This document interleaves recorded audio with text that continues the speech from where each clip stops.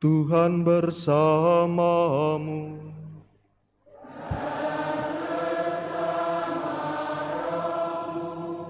Inilah Injil suci menurut Matius.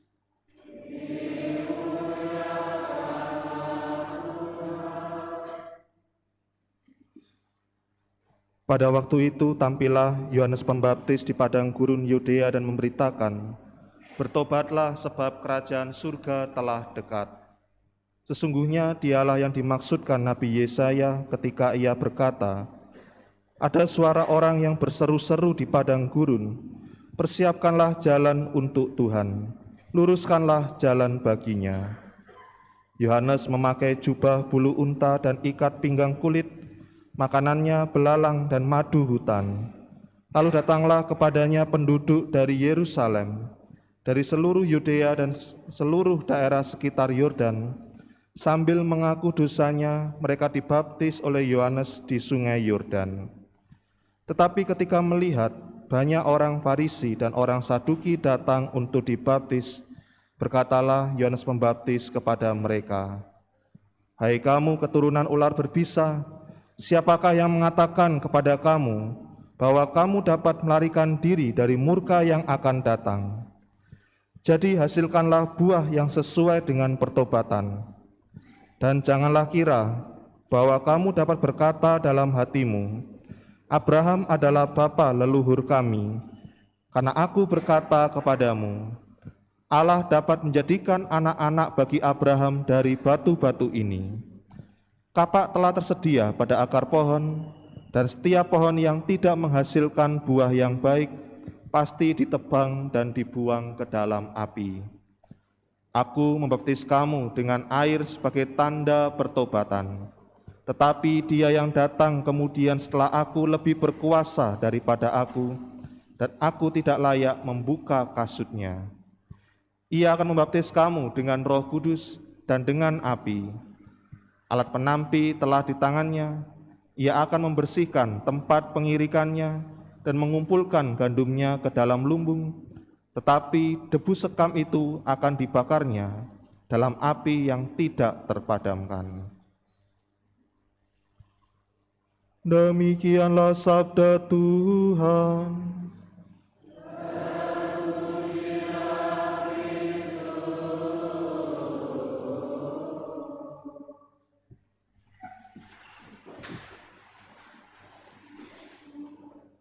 Saudari-saudara yang dikasihi oleh Tuhan Yesus, hari ini dalam Minggu Advent yang kedua, dalam bacaan Injil kita disuguhkan dengan sosok Yohanes Pembaptis. Dan ketika saya membaca Yohanes Pembaptis ini, sosok Yohanes Pembaptis, maka teringatlah akan Bapak Uskup yang pertama di Keuskupan Surabaya. Kepada umat, ada yang tahu nama Bapak Uskup Keuskupan Surabaya yang pertama? Ada yang tahu? Salah ya. Bapak Uskup pertama Keuskupan Surabaya adalah Monsinyur Theophilus de Backere. Bahwa kenapa teringat dengan almarhum Monsinyur Theophilus de Backere ini? Karena pertama-tama sebelum adanya Keuskupan Surabaya, beliaulah yang menata, yang menjadi pendiri Keuskupan Surabaya ini, yang dulunya masih dalam wilayah prefektur apostolik, lalu naik status menjadi vikariat apostolik dan kemudian menjadi keuskupan. Disitulah Bapak Uskup Monsinyur Theophilus de Backere hadir untuk menata kehidupan Keuskupan Surabaya.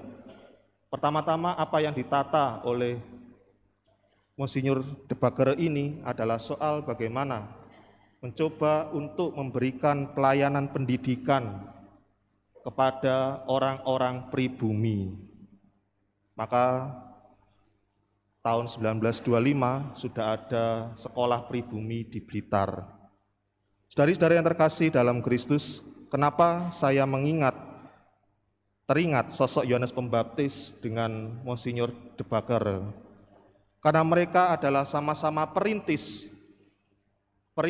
bagi jalan Tuhan. Memang dalam moto uskupnya, Bapak Uskup Monsinyur de Backer mengambil moto imamat uskupnya adalah dengan Parare Vias Domini, persiapkanlah jalan-jalan bagi Tuhan. Maka begitulah juga kalau kita dengarkan dalam Injil hari ini dengan sosok Yohanes Pembaptis. Yohanes Pembaptis ini mempersiapkan bagaimana kedatangan Yesus Sang Juru Selamat, Sang Mesias, dan memberitakan pertobatan kepada orang-orang yang ada di sekitarnya. Bertobatlah sebab kerajaan surga telah dekat. Maka tidak lain cara yang dilakukan Yohanes Pembaptis dengan menyerukan pertobatan kepada orang-orang di sekitarnya, yaitu dengan memberikan diri mereka untuk dibaptis.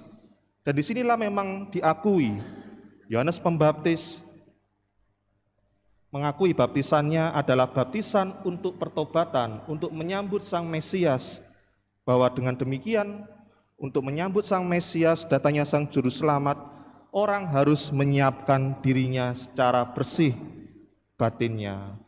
Saudari-saudari yang terkasih dalam Kristus, hal yang menarik dari sosok pribadi Yohanes Pembaptis dalam Injil Matius hari ini adalah bagaimana ketika ia bertemu dengan orang Farisi dan orang Saduki, tanpa segan Yohanes Pembaptis mengatakan, "Hai kamu keturunan ular berbisa, siapakah yang mengatakan kepada kamu bahwa kamu dapat melarikan diri dari murka yang akan datang?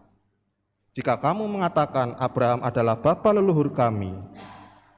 Maka inilah yang kemudian kenapa Yohanes Pembaptis pertobatan adalah pertobatan secara batin, pertobatan untuk menyambut Sang Juru Selamat, bukan didasarkan atas status atau derajat atau mereka keturunan siapa, tetapi mereka yang senantiasa merindukan kehadiran Tuhan di dalam pengalaman hidup mereka, dan disitulah mereka layak setidaknya disebut sebagai anak-anak Abraham. Maka saudara-saudara yang terkasih dalam Kristus, bacaan Injil hari ini ketika Yohanes menyerukan, "Bertobatlah sebab kerajaan surga telah dekat," kiranya juga menjadi seruan kepada kita sekalian untuk senantiasa mengalami pertobatan karena kerajaan surga telah dekat. Artinya adalah bukan kita yang menunggu, sedang kerajaan surga yang datang kepada kita, yang seakan-akan seperti kita menunggu bis, lalu kemudian ketika tiba waktunya bis itu datang maka akan semakin dekat. Tetapi kerajaan Allah memang telah dekat dari dahulu hingga sekarang dalam pengalaman hidup manusia. Tetapi apa yang membuat jauh antara manusia dengan kerajaan Allah adalah soal bagaimana sikap manusia yang jatuh ke dalam dosa. Ya, dosa adalah sebuah situasi di mana manusia mengalami relasi yang jauh dengan Tuhan karena sikap keegoisannya, karena sikap kesombongannya. Dan dengan pertobatan inilah bagaimana hidup manusia diperdamaikan dan merajut kembali relasi yang baik dengan Allah Tuhan kita. Maka saudara-saudara yang terkasih, meskipun Yohanes Pembaptis di sini menyerukan suara pertobatan, dan kemudian kalau kita melihat dalam bacaan pertama, kita juga disuguhkan dengan sosok pribadi Nabi Yesaya yang juga mewartakan pertobatan kepada bangsa Israel ketika mereka dibuang ke tanah pembuangan, bahwa situasi yang dialami oleh bangsa Israel adalah situasi di mana mereka tidak taat pada Allah. Ya, itulah resikonya, konsekuensinya. Kalau mereka tidak taat pada perjanjian dengan Tuhan, maka mereka akan mengalami penganiayaan, mengalami penderitaan. Maka di sini ketika Nabi Yesaya menyerukan sebuah sikap pertobatan kepada bangsa Israel untuk kembali kepada Tuhan adalah semata-mata masih melihat orang kalau mau bertobat karena takut kepada Tuhan, karena takut dihukum. Tetapi kemudian dengan adanya Yohanes Pembaptis yang hadir pada Minggu Advent yang kedua ini, kita diajak untuk lebih merenungkan sebuah sikap pertobatan bukan hanya karena takut dihukum oleh Tuhan yang akan datang, tetapi semata-mata karena kerinduan kita, kerinduan untuk mendambakan Allah yang hadir. Karena kita percaya ketika Yesus itu hadir di dalam pengalaman hidup kita, disitulah kita merasa damai. Maka saudara-saudara yang terkasih dalam Kristus, bagaimana kemudian kita harus mengalami pertobatan. Dan memang kalau Minggu Advent yang pertama kemarin, bacaan-bacaan suci mengajak kita untuk berjaga-jaga dengan kehadiran kerajaan Allah yang semakin dekat. Maka dengan pertobatan adalah bagaimana kita mengisi hidup berjaga-jaga kita sebagai orang beriman. Paling tidak ada dua bentuk pertobatan yang dapat kita lakukan.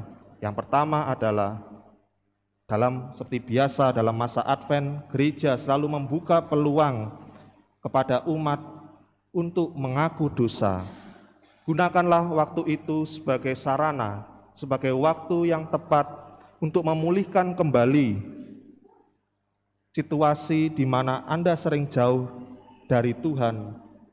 Dan seperti kata Yohanes Pembaptis, hasilkanlah buah yang sesuai dengan pertobatan. Dan yang kedua juga dimulai dari keluarga. Pertobatan dimulai dari keluarga, di mana harus disadari dalam keluarga banyak sekali percekcokan, salah paham yang kemudian dapat mengakibatkan sebuah kemarahan dan bisa berujung pada sebuah dendam.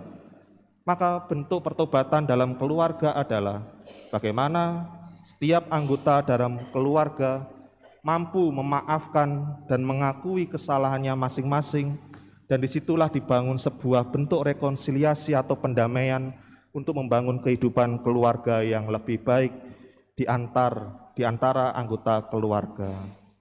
Saudara-saudara yang terkasih, jika kemudian kita melakukan pertobatan dengan sungguh-sungguh, maka disitulah bagaimana usaha kita untuk menyambut kehadiran Tuhan Yesus pada hari raya Natal nanti, menyambut bukan hanya baju kita atau lampu-lampu yang terang yang berada di rumah kita, tetapi hati kita pun juga menjadi bersih dan layak untuk menyambut Yesus di dalam hati kita. Semoga bacaan-bacaan suci di Minggu Advent kedua ini memberikan kita semangat untuk mengalami pertobatan, semata-mata pertobatan bukan takut karena dihukum, tetapi atas kerinduan kita akan kehadiran Allah yang telah memberikan damai dan kehidupan dalam diri kita masing-masing.